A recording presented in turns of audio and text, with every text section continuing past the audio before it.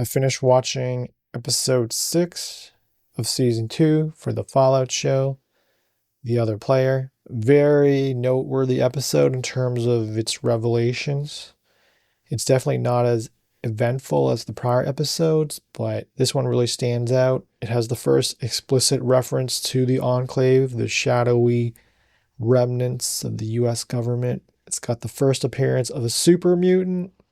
This one is played by Ron Perlman, who is known for doing voiceover work as a narrator for at least one of the earlier games. Before the face reveal, I thought he was supposed to be Charlie.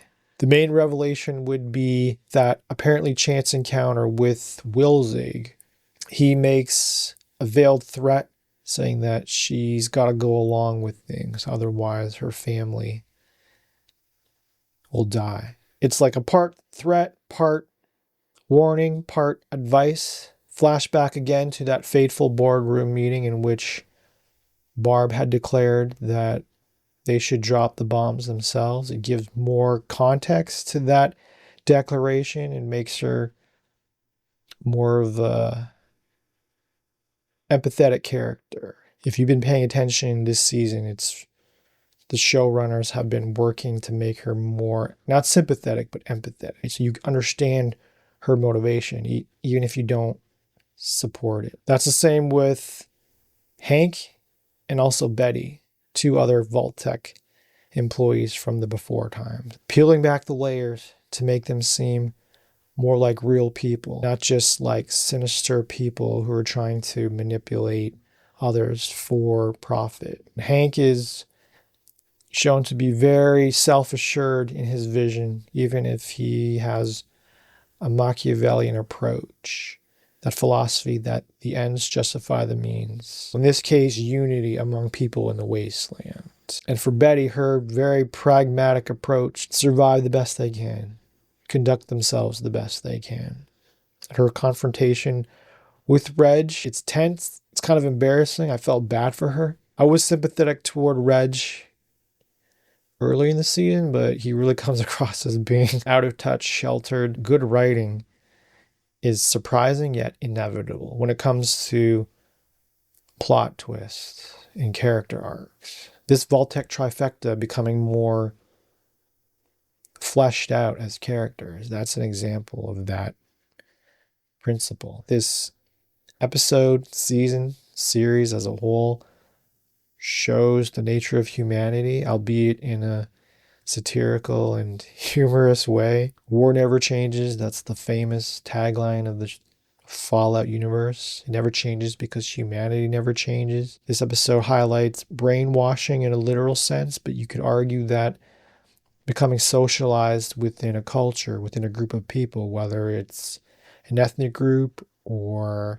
a region or a country, that's a form of brainwashing.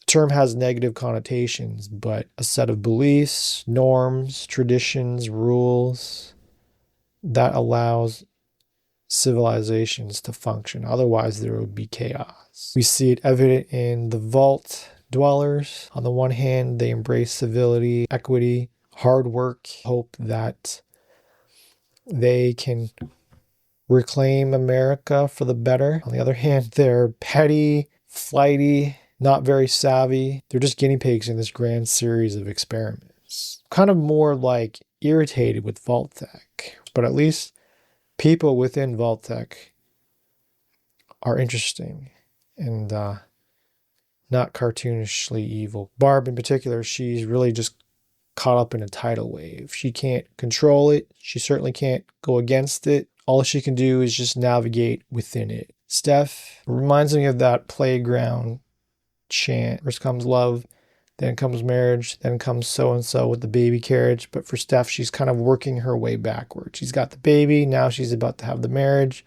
I don't think she'll get the love. For Lucy, I kind of see her going in the traditional path. Love, even though it's not fully formed between her and Maximus. Maybe they'll get married toward the end of the series, have a baby after that, or she could actually have a baby soon. She could be pregnant right now. I don't know how much time has elapsed since that first episode of the series. The show is definitely building up war, Vault Dwellers, the Legion, ghouls, mutants, the Enclave, the Brotherhood. I cannot wait for the next 2 episodes.